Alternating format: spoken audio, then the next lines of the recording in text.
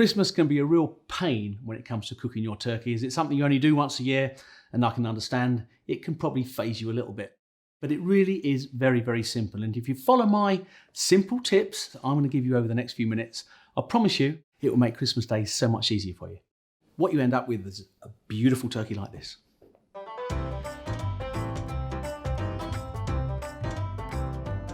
Hi, I'm Paul Kelly, a turkey farmer from Chelmsford, Essex, and over the next few minutes, I'm hopefully going to teach you how to cook the perfect Christmas turkey.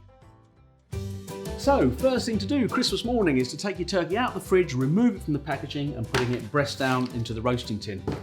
The reason for putting it breast down is because most of the fat deposits of the bird are in the back. So when it starts to cook, they'll render down, go down through the breast, and it will be self-basting.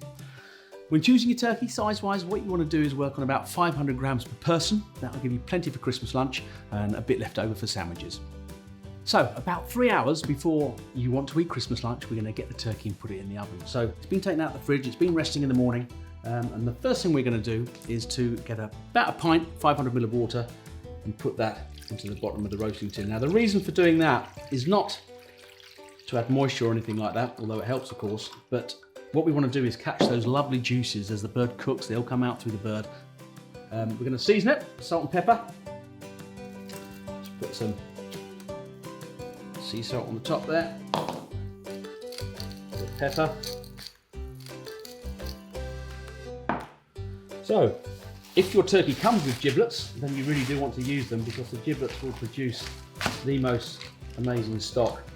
You cut the bag open, and then we're just going to put those giblets into the bottom of the roasting tin as well. There we go. I also love to put a few of my favourite veg in the bottom of the roasting tin. For me, it's all about onions.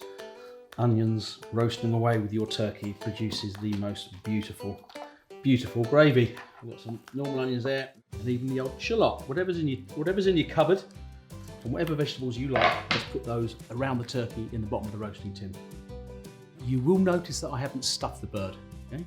Stuffing is lovely with turkey, but we don't stuff it because if you do, you can't get the heat through the bird, it won't cook very evenly. Also, I haven't covered it in tin foil. You can do that, it keeps the oven lovely and clean, but you tend to get a steamed skin rather than a really nice brown crispy one. The other thing is we're going to put it in the oven for what? 2-3 hours. For those of you who cook your turkey overnight, if I can explain to you, you really, really mustn't do that. That goes back 300, 350 years when turkeys were walked to the London markets from Norfolk and Suffolk. Starting in August, September, October, November, they get to Smithfield Market. If they didn't sell them, then they walk them home again. So the turkey's done about 200 miles already. Then the following Christmas, they'd walk them back to London. Now that is a tough old bird.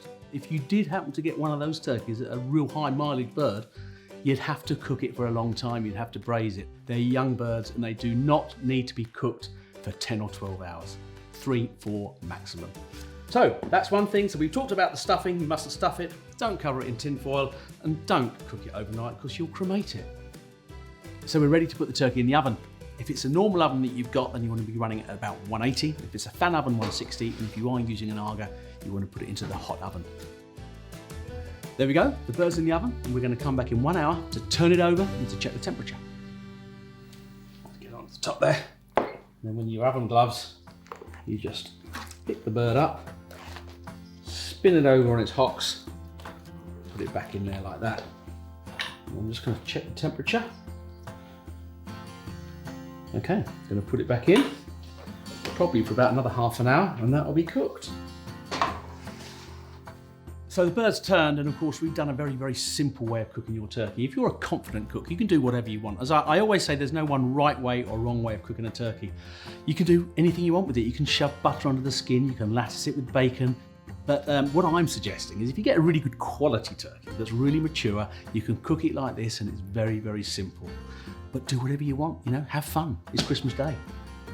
Now, about half an hour before the end of your recommended cooking time, we're going to start to check the bird to see if the temperature's right. So, get the bird out of the oven. There we go. It's looking good, looking good. Now, these are meat thermometers, and they are amazing things to use. It's Christmas Day, treat yourself.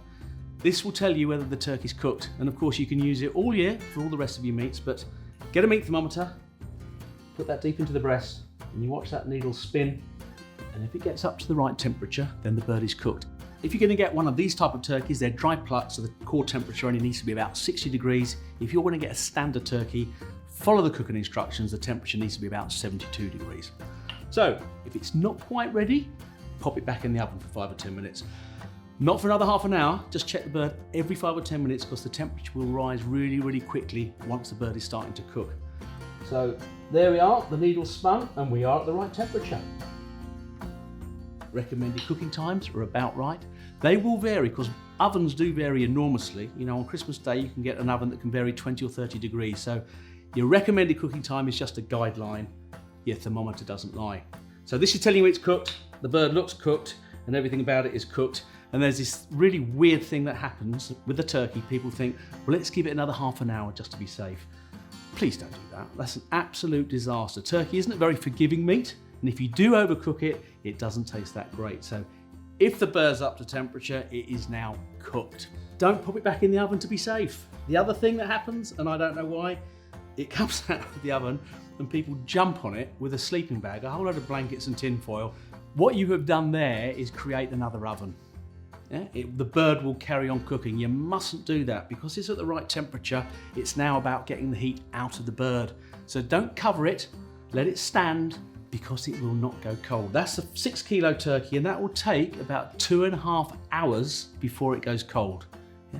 We're gonna let it stand for at least half an hour before carving it. If not half an hour, 45 minutes. What we're gonna do now is transfer the bird from the roasting tin to a platter. So you get your oven gloves, just pick the bird up by its hocks. You can see with this type of a turkey, it's a really mature bird, so you can hold it by its legs and joggle it about, it won't fall apart. So let those juices drip. And now, look at all that wonderful, beautiful stock you've got from a really, really mature turkey. Please, as a turkey farmer, one thing you mustn't do is buy a crown. Please buy a whole bird. Far better value and a much, much better eating experience. And one thing you will not get when you get the crown is you won't get that wonderful stock because all the goodness, all the bone marrow, the carcass deposition is in those legs of the bird and the backs. The reason for resting the bird is we want to let the muscle and the meat relax because actually if you cut it and carve the bird when it's really, really hot, all the juices will come out. One thing you've done, maybe when you're doing your Sunday roast, your beef joint, if you've taken that out of the oven and you're carving it when it's really, really hot, you'll see all the juices will come out. If you let it stand a little bit, let it cool down, all those lovely juices retain in the meat. So it's a much, much nicer, moister meat to eat. The other reason, of course, is if you let it rest, it's cooled down a bit and it makes it much easier to handle when you're carving the bird. So to summarise, a few do's and don'ts. First of all, buy a whole turkey, not the crown. It's much better value. The whole bird cooks a lot better, a lot quicker, and it will give you a much better eating experience. All that goodness is in the back end. It's Christmas Day. Treat yourself to a meat thermometer. These are typically 5, 6, 7 quid. These will be precise. You don't have to guess whether your meat's cooked. The other big thing with Christmas turkey is people, as I say, take it out of the oven and give it another half an hour just to be safe. Please don't do that. When it's cooked, it's cooked. Let it stand for at least half an hour, if not an hour before carving it. Treat it like your Sunday chicken. Okay, all it is a big chicken. Put it in the oven for a couple of hours, job done. So that's all from me, Paul Kelly, the turkey farmer. Thanks for watching. If you want to watch a carving video, you can do. It's the next one up. It's perfect. I hope I've made Christmas Day a little bit easier for you. Happy Christmas, everybody.